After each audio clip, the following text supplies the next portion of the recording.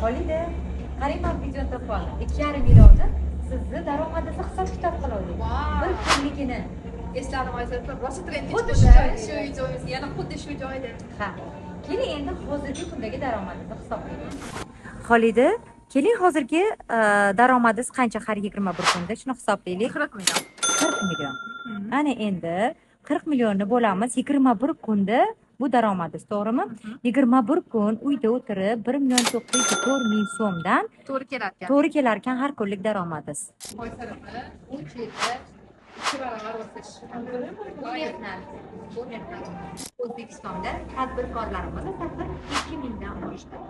Aziz ayollar, faqat kuzatuvchi bo'lmang va tadbirkorlarimiz safiga tezroq qo'shiling. Uyda o'tirgan aziz opa-singillarimiz, sizda ham ushbu imkoniyat bor. Siz ham bizning safimizga qo'shilib, ekstra daromad, tekin sayohatlarni qo'lga kiritishingiz mumkin.